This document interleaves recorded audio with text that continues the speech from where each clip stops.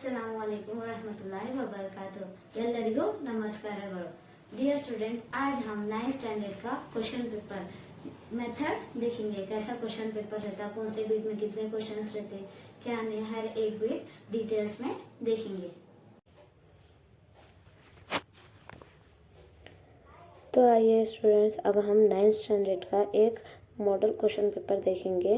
ये 80 मार्क्स का question paper है। ಫಸ್ಟ್ आपको क्या रहता, ಕೆಳಗಿನ ಪ್ರಶ್ನೆಗಳಿಗೆ ಅಥವಾ ಅಪೂರ್ಣ ಹೇಳಿಕೆಗಳಿಗೆ 4 ಆಯ್ಕೆಗಳನ್ನು ನೀಡಲಾಗಿದೆ, ಅವುಗಳಲ್ಲಿ ಸೂಕ್ತವಾದ ಉತ್ತರಗಳನ್ನು ಆರಿಸಿ बरियरी। आपको हमें 4 ऑब्जेक्टिव टाइप क्वेश्चंस देते हैं। वो 4 1 मार्क का एक क्वेश्चन रहता, तो हमें वो क्वेश्चन का सही आंसर लिखे तो 1 मार्क्स मिलता है। 4 क्वेश्चन के 4 मार्क्स आपको मिलते हैं यहाँ पे। फर्स्ट क्वेश्चन देखिए क्या है। ಮಹಾನುಭಾವ ಪದವು ಈ ಸಂಧಿಗೆ ಉದಾಹರಣೆಯಾಗಿದೆ। ಎ ಸವರ್ಣ ದೀರ್ಘ ಸಂಧಿ, ಬಿ ಗುಣಸಂಧಿ, ಸಿ ವೃದ್ಧಿ ಸಂಧಿ, ಡಿ ಎರ್ಣಸಂಧಿ। ಪ್ರಶ್ನೆ 2 ಸೆಕೆಂಡ್ ಕ್ವೆಶ್ಚನ್ देखिए। ಕನ್ನಡ ವರ್ಣಮಾಲೆಗಳಲ್ಲಿರುವ ಅಲ್ಪಪ್ರಾಣ ಅಕ್ಷರಗಳ ಸಂಖ್ಯೆ A 9, B 10, C 15, D 25। Third question देखिए। ಏರು ಪದದ ವಿರುದ್ಧಾರ್ಥಕ ಪದ ಎ ಇಳಿ, ಬಿ ಅಳಿ, ಸಿ ಕಾರು, ಡಿ ತೇರು। ಫೋರ್ತ್ ಕ್ವೆಶ್ಚನ್ देखिए। ಶಾಲೆಯಿಂದ ಪದದಲ್ಲಿರುವ ವಿಭಕ್ತಿ ಪ್ರತ್ಯಯ ए द्वितीय, बी सप्तमी, सी षष्ठी, डी तृतीया। देखो ये आपके क्या है, ऑब्जेक्टिव टाइप जो मल्टीपल क्वेश्चंस बोलते हैं ना, वो मल्टीपल क्वेश्चंस हो गए। अब सेकेंड बिट में आपको क्या रहता है, 80 मार्क्स में सेकेंड बिट में 1 मार्क के क्वेश्चन आंसर्स रहते। ಕೆಳಗಿನ ಪ್ರತಿಯೊಂದು ಪ್ರಶ್ನೆಗೆ ಒಂದೊಂದು ವಾಕ್ಯದಲ್ಲಿ उत्तर बरियरी। 1 मार्क के क्वेश्चन आंसर्स। ये कितने रहते बोले तो 12 क्वेश्चंस रहते 1 मार्क के, इसके 12 मार्क्स मिलते हैं आपको। देखिए फिफ्थ क्वेश्चन। ಕುವೆಂಪು ಅವರ ಹೆಂಡತಿ ಮಕ್ಕಳ ಹೆಸರೇನು? ಸಿಕ್ಸ್ತ್ ಕ್ವೆಶ್ಚನ್ देखिए। ರಾಜರತ್ನಂ ಅವರು ಪುಟ್ಟಪ್ಪನವರನ್ನು ಏನೆಂದು ತಮಾಷೆ ಮಾಡಿದರು? 6 देखिए क्वेश्चन नंबर। ಶೇಷಪ್ಪನವರಿಗೆ ಜೀವನದಲ್ಲಿದ್ದ ಉತ್ಕಟ ಆಸೆ ಯಾವುದು? 8th क्वेश्चन देखिए। ಗೀತಾ ಮರಿಯಾನಿಗೆ ಯಾವ ರೀತಿ ಗದರಿ ಬುದ್ಧಿ ಹೇಳುತ್ತಿದ್ದಳು? 9th क्वेश्चन देखिए। ಆನೆ ಮರಿಗೆ ಶಿವ ಎಂದು ಹೆಸರಿಟ್ಟವರು ಯಾರು? 10th question. ಬಸ್ಸು ಕಂಡಕ್ಟರ್ ಸ್ತ್ರೀ ಪ್ಯಾಸೆಂಜರ್ ಜೊತೆ ಏನೆಂದು ಚರ್ಚಿಸುತ್ತಾನೆ? 11th क्वेश्चन देखिए। ಜೀವನದ ನದಿಗಿರುವ ಅಂತರಂಗಗಳೇನು? 12th one देखिए। ನಕ್ಷತ್ರ ಜಾರಿ ತಮವೆಲ್ಲ ಸೋರಿದುದು ಯಾವಾಗ? 13 one देखिए। ಮಗು ಬೆಟ್ಟ ಹತ್ತಲು ಬಯಸಿದ್ದು ಏಕೆ? Next page 14th one question देखिए। 14th one क्वेश्चन देखिए। ಶಬರಿಯ ಶ್ರೀರಾಮನು ಹೇಗೆ ಕಂಡನು? 15 देखिए। ಜೋಲಿಯೊಳಗಿನ ಹಸುಳೆ ಹೇಗೆ ನಗುತ್ತಿತ್ತು? 16 one देखिए। ಗಿರಿಯ ನವಿಲಿನ ಚಂದವೇನು? देखो अब थर्ड बिट देखेंगे। ಕೆಳಗಿನ ಪ್ರಶ್ನೆಗಳಿಗೆ 3-4 ವಾಕ್ಯಗಳಲ್ಲಿ ಉತ್ತರಿಸಿರಿ। ये 3-4 मार्क के क्वेश्चन आंसर्स है। आपको ये क्वेश्चंस कितने आते? 8 क्वेश्चंस आते। 8 क्वेश्चन के 2 मार्क्स, उसके कितने होते? 16 टोटल। ये बीट में 16 मार्क्स के क्वेश्चंस रहते आपको। 17 one देखिए। ರಾಜರತ್ನಂ ಅವರ ವೇಷಭೂಷಣ ಹೇಗಿದ್ದವು? 18th one देखिए। ಆನೆ ಲಂಬೋದರ ತೀರಿಕೊಂಡದ್ದು ಹೇಗೆ? 19 ಅಶ್ವತ್ಥ ಕಟ್ಟೆ ಜನರಿಗೆ ಹೇಗೆ ಉಪಯುಕ್ತವಾಗಿದೆ? 20 ಬಸ್ಸಿನಲ್ಲಿ ಯಾವ ಯಾವ ವಿಷಯಗಳ ಮೇಲೆ ಮಾತುಕತೆ ನಡೆಯುತ್ತವೆ? 21 ಅಟ್ಟ ಮತ್ತು ಬೆಟ್ಟಕ್ಕೆ ಇರುವ ವ್ಯತ್ಯಾಸಗಳೇನು? 22 ಶಬರಿ ರಾಮನಿಗೆ ಹೇಗೆ ಉಪಚರಿಸಿದಳು? 23 ವಿಶ್ವ ಮಾನವರಾಗಲು ನಾವು ಅನುಸರಿಸಬೇಕಾದ ಸಪ್ತ ಸೂತ್ರಗಳಾವುವು? 14 one देखिए। ನಾಗರಿಕತೆಗಳು ಎಲ್ಲಿ ಪ್ರವರ್ತಮಾನಕ್ಕೆ ಬಂದವು? ये आपके क्या हुए? 2-3 मार्क्स के क्वेश्चन आंसर्स हुए। अब देखिए फोर्थ बिट देखिए।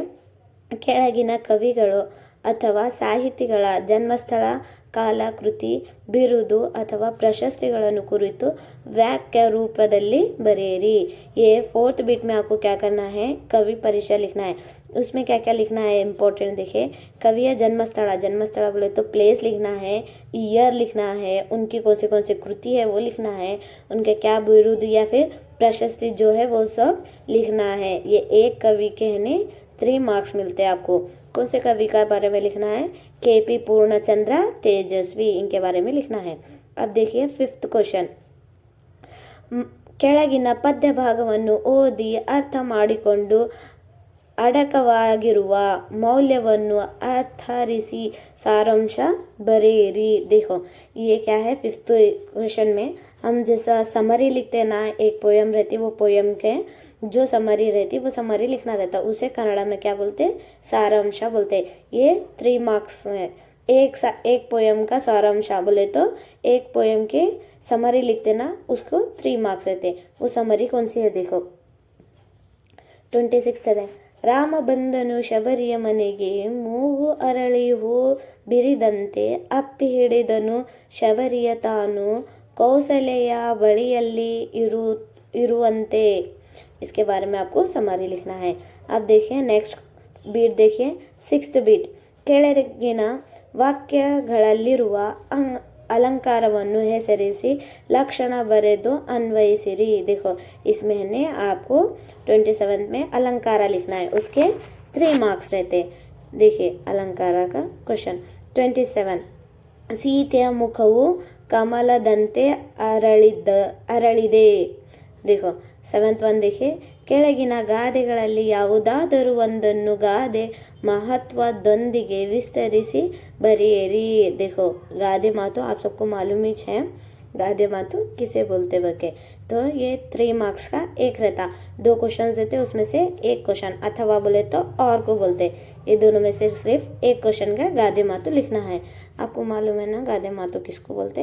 अब देखिए 28 देखिए, ಅತುರಂಗಾರನಿಗೆ ಬುದ್ಧಿಮಟ್ಟ, ಅತುರಗಾರನಿಗೆ ಬುದ್ಧಿಮಟ್ಟ ಅಥವಾ हासिಗೆ इद्दोस्तु कालू चाचू। ये है आपके क्या लिखना है, दोनों में से एक का गादे मातु लिखना है। नेक्स्ट देखिए, नेक्स्ट 8th बीट देखिए, ಕೆಳಗಿನ ವಾಕ್ಯ ಅಥವಾ ಹೇಳಿಕೆಗಳಿಗೆ ಸಂದರ್ಭ ಮತ್ತು ಸ್ವಾರಸ್ಯವನ್ನು बरेरी। देखो संदर्भದೊಡನೆ ವಿವರಿಸಿರಿ। आपको मालूम है ये बीट, हाँ ये बीट में आपको 5 क्वेश्चंस रहते हैं, उसके हर एक क्वेश्चन के आंसर को 3 मार्क्स रहते हैं। तो ये बीट में आपको टोटल 15 मार्क्स मिलते हैं। कौन से क्वेश्चन से देखिए, क्वेश्चन नंबर 29, ಅಶ್ವತ್ಥ ಬರಿಯ ಮರವಲ್ಲ। 30, ಗೀತ ನೋಡು ಶಿವನ ಕಣ್ಣಲ್ಲಿ ನೀರು ಬರುತ್ತಿದೆ। 31, ಕರ್ನಾಟಕದ ಬಗ್ಗೆ ನಿಮ್ಮ ಅಭಿಪ್ರಾಯವೇನು। 32, ಜೀವನದ ನದಿಗೆ ಸೆಳೆಯುವುದು। 33, ಅಟ್ಟ ಹತ್ತುವವನು ಬೆಟ್ಟ ಹತ್ತುತ್ತಾನೆ। ಯಾಕೆ ಸಂದರ್ಭಕ್ಕೆ ಕ್ವಶನ್ थे। नेक्स्ट 9th बीट देखिए, ಕೆಳಗಿನ ಪದ್ಯ ಭಾಗವನ್ನು ಪೂರ್ಣ ಮಾಡಿ ಬರೆಯಿರಿ। पद्य बोले तो किसे बोलते हैं, ऑब्वियसली पोयम को बोलते हैं। यहाँ पे पोयम लिखना है, इसके पोयम के 4 मार्क्स रहते हैं। आपको यहाँ 2 ऑप्शंस में देते, कभी कभी देते कभी कभी नहीं देते। ये 2 में से एक पोयम लिखना है। कौन सी है देखिए, ಏಳು ಚಿನ್ನ, ये पोयम लिखना है। बेटे 11 तक लिखना है। फिर नेक्स्ट पोयम देखो कौन सी है, निशे इद्दಳು, वहाँ से कुड़ियಬೇಕು। ये दोनों पोयम में से कोई एक पोयम आपको लिखना है। नेक्स्ट बीट देखिए 10th बीट, ಕೆಳಗಿನ ಪ್ರಶ್ನೆಗಳಿಗೆ 8, 10 ವಾಕ್ಯದಲ್ಲಿ उत्तर बरेरी। 8, 10 मार्क्स के क्वेश्चन आंसर। इसमें सिर्फ है एक क्वेश्चन रहता, उसमें 4 मार्क्स देते। आपको यहाँ पे ऑब्जेक्टिव ये चूज करने के लिए 2 क्वेश्चन दे, उसमें से सिर्फ एक आंसर लिखना है, जिसके 4 मार्क्स मिलते हैं। क्वेश्चन नंबर 35, ತೊಟ್ಟಿಲು ತೂಗುವ ಹಾಡು ಕವಿತೆಯನ್ನು ಕಾವ್ಯತ್ರಿ ಜಗವನ್ನೆಲ್ಲ ತೂಗಿರುವ ಪರಿ ಹೇಗೆ। ತೊಟ್ಟಿಲು ತೂಗುವ ಹಾಡು ಕವಿಯ ಆಶಯವನ್ನು ನಿಮ್ಮ ಮಾತುಗಳಲ್ಲಿ ಬರೆಯಿರಿ। देखो अब नेक्स्ट बीट देखेंगे, 9th बीट देखिए, ಕೆಳಗಿನ ಗದ್ಯ ಭಾಗವನ್ನು ಮನಸ್ಸಿನಲ್ಲಿ ಓದಿಕೊಂಡು ಕೊಟ್ಟಿರುವ ಪ್ರಶ್ನೆಗಳಿಗೆ ಉತ್ತರಿಸಿರಿ। ये क्या है बोले तो पैसेज है, जैसे पैसेज लिखते हैं वैसे हम लोग वहाँ पर उन्होंने एक कहानी स्टोरी देते, वो स्टोरी को पढ़ने के नीचे उसमें क्या देते हैं आपको 2 क्वेश्चंस देते, वो क्वेश्चन के आंसर लिखना। ये इसके कितने मार्क्स मिलते बोले तो 4 मार्क्स मिलते हैं, 2 to 4। तो है ना, वो देखिए क्या है इसकी स्टोರಿ। 36 ಯುದ್ಧ ಇತಿಹಾಸದುದ್ದಕ್ಕೂ ತನ್ನ ಇರುವಿಕೆಯನ್ನು ತೋರಿಸುತ್ತಾ ಬಂದಿದೆ. ಯಾವುದೋ ಸಾಮ್ರಾಜ್ಯದ ಏಳುಬೀಳುಗಳ ಅದು ಪ್ರಮುಖ ಪಾತ್ರ ವಹಿಸಿದೆ. ಯುದ್ಧ ನಡೆಯಲು ಕಾರಣಗಳು ಹಲವು. ಸಾಮ್ರಾಜ್ಯ ವಿಸ್ತರಣೆ, ಲೋಭ, ವೀರತನ ಪ್ರದರ್ಶನ ಒಂದು ಕಡೆಯಾದರೆ, ಕುಟುಂಬ ಹಲವಾರುಗಳು, ಯುದ್ಧಗಳು, ನಾದಿ ಹಾಡಿದ ಘಟನೆಗಳು ದಾಖಲಾಗಿವೆ. ಸುಮಾರು 5,000 ವರ್ಷಗಳ ಹಿಂದೆ ನಡೆದ ಕುರುಕ್ಷೇತ್ರ ಯುದ್ಧ ಇದೆಲ್ಲ ಸ್ಪರ್ಶ ನಿದರ್ಶನ. ಕುರುವಂಶದ ರಾಜಕುಮಾರರ ಅಂತಹ ಕಲಹ 50 ಲಕ್ಷ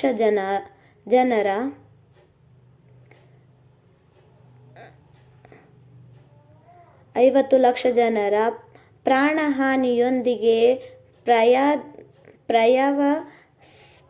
ಪರ್ಯವಸಾನವಾಯಿತು. ಐತಿಹ್ಯದಂತೆ ಕೇವಲ 18 ದಿನ ನಡೆದ ಈ ಯುದ್ಧ ಕಂಡ ಪರಿಣಾಮ ಅಮೃತಖೋರ. ಭಾರತ ತನ್ನ ಇತಿಹಾಸದಲ್ಲಿ ಕಂಡ ಅತ್ಯಂತ ವರ್ಣರಂಜಿತ ವ್ಯಕ್ತಿತ್ವ ಕೌಟಿಲ್ಯನದು. ತನ್ನ ಹಠದ ಪಟ್ಟವನ್ನು ಸಡಿಲಿಸದೆ ಮನೋನಿಶ್ಚಯದಂತೆ ಅಪೂರ್ವ ಕುಶಲತೆಯನ್ನು ತೋರಿದ ಪ್ರತಿಭಾವಂತನಿಂದ ಸರಳ ತಂತ್ರೋಪಾಯಗಳಿಂದ ಚಂದ್ರಗುಪ್ತನ ಶತ್ರುಬಲವನ್ನು ನಿರಾವಲಂಬಿಸಿಗೊಂಡಿಸಿ ಮೌರ್ಯ ವಂಶದ ಸ್ಥಾಪನೆಗೆ ಮಾರ್ಗದರ್ಶಕನಾಗಿರುತ್ತಾನೆ. ತನ್ನಲ್ಲಿ ಹಿಂಬಾಲಿಸಿ ಬಂದ ರಾಜಲಕ್ಷ್ಮಿ ಅಧಿಕಾರಗಳನ್ನು ದೂರೀಕರಿಸಿ ವೀರರಕ್ತನಂತೆ ಆಶ್ರಮವಾಸಿಯಾಗುತ್ತಾನೆ. ಚಾಣಕ್ಯರ ಪ್ರಕಾರ ಯುದ್ಧದಲ್ಲಿ 3 ವಿಧಗಳು. ಮೊದಲನೆಯ ಪ್ರಕಾರದ ಯುದ್ಧ ಸೂಚಿತ ಸ್ಥಳದಲ್ಲಿ ನಿರ್ದಿಷ್ಟ ಸಮಯಕ್ಕೆ ನಡೆಯುವ ಸಮಗ್ರ ಸಂಗ್ರಾಮ.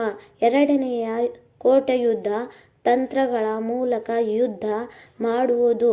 ಮೂರನೆಯ ಮೌನಯುದ್ಧ, ಶತ್ರು ಅಧಿಕಾರಗಳನ್ನು ನಾಶಪಡಿಸಲು ಗುಪ್ತ ಕಾರ್ಯಾಚರಣೆ ನಡೆಸುವುದು. ಯಾವಾಗ ರಾಜ ಶತ್ರುಗಳಿಗಿಂತ ಬಲಿಷ್ಠನಾಗಿದ್ದು ಪರಿಸ್ಥಿತಿ ಅನುಕೂಲಕರವಾಗಿರುತ್ತದೆಯೋ ಆಗ ಅವನು ಮುಕ್ತ ಯುದ್ಧವನ್ನೇ ಮಾಡಬೇಕು. ಸೂಚಿತ ಸ್ಥಳದಲ್ಲಿ ನಿರ್ದಿಷ್ಟ ಸಮಯದಲ್ಲಿ ನಡೆಯುವ ಮುಕ್ತ युद्धवे धर्मयुद्ध। देखो ये इतना पैसेज है। अब है ना इसके क्वेश्चंस देखेंगे। फर्स्ट क्वेश्चन क्या है, ಚಾಣಕ್ಯನ ಪ್ರಕಾರ 3 ಬಗೆಯ ಯುದ್ಧಗಳು ಯಾವ್ಯಾವು ವಿವರಿಸಿ। ये कौन से युद्ध है। सेकंड देखो, ಯುದ್ಧಕ್ಕೆ ಕಾರಣವಾದ ಅಂಶಗಳನ್ನು ಒಂದು ನಿರ್ದೇಶನದೊಂದಿಗೆ ಬರೆಯಿರಿ। ये सेकंड वन क्वेश्चन है। अब देखिए नेक्स्ट बिट, ಕೆಳಗಿನ ಯಾವುದಾದರೂ ಒಂದು ವಿಷಯದಲ್ಲಿ 15 ವಾಕ್ಯಗಳಲ್ಲಿ ಕಡಿಮೆ ಇಲ್ಲದಂತೆ प्रबंध बरेरी। देखो 15 सेंटेंस से कम नहीं होना। प्रबंध किसको बोलते हैं, ऐसे राइटिंग को प्रबंध बोलते हैं। यहाँ पे ऐसे राइटिंग लिखना है, उसके सेंटेंस कितना रहना 15 सेंटेंस से भी कम नहीं रहना, ज़्यादा ही रहना। तो है उसको कितने मार्क्स मिलते हैं, 4 मार्क्स मिलते हैं। ये 2 टॉपिक्स है, वो टॉपिक्स में से एक संदर्भ लिखना है। कौन सा देखिए 37 देखिए, राष्ट्रीय हब्बगळु अथवा समूह माध्यमಗಳು, ये दोनों में से एक लिखना है। ನೆಕ್ಸ್ಟ್ ಬಿಟ್ देखिए, ಕೆಳಗಿನ ಯಾವುದಾದರೂ ಒಂದಕ್ಕೆ ಕೊಟ್ಟಿರುವ ಮಾಹಿತಿಯನ್ನು ಆಧರಿಸಿ ಪತ್ರ ಬರೆಯಿರಿ। देखो पत्र बोले तो किसे बोलते हैं, लेटर राइटिंग को बोलते हैं। यहाँ पे आपको 2 टाइप के लेटर्स दिए सो उसमें से कोई एक लेटर आपको लिखना है।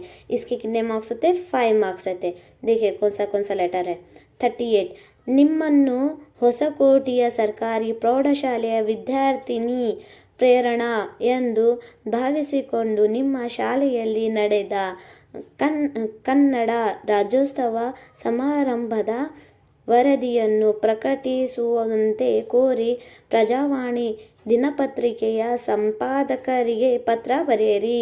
देखो ये फर्स्ट है. सेकंड वन देखिए, ನಿಮ್ಮನ್ನು ಕೆಂಗೇರಿಯ ಕಿರಣ್ ಎಂದು ಭಾವಿಸಿಕೊಂಡು ನಿಮ್ಮ ಮನೆಯಲ್ಲಿ ನಡೆಯುವ ಯುಗಾದಿ ಹಬ್ಬಕ್ಕೆ ಆಹ್ವಾನಿಸಿ ಧಾರವಾಡದಲ್ಲಿರುವ ನಿಮ್ಮ ಅಜ್ಜ ಜಗದೀಶಪ್ಪ ಎಂಬುವವರಿಗೆ पत्र बरेरी. ये दो आपके लेटर्स हैं. इतना आपका 18 मार्क्स का आपका क्वेश्चन पेपर रहता. यही पैटर्न आपके क्वेश्चन पेपर में रहता. आई होप ये आपको हेल्प हो. Thank you. डियर स्टूडेंट्स, ये था आपके 9th स्टैंडर्ड का मॉडल क्वेश्चन पेपर. ऐसे ही आपके और भी क्वेश्चन पेपर्स आते हैं और एनुअल एग्जाम के पेपर्स भी ऐसे रहते हैं. आपका भी 80 मार्क का क्वेश्चन पेपर इस बेस ही रहता. Thank you.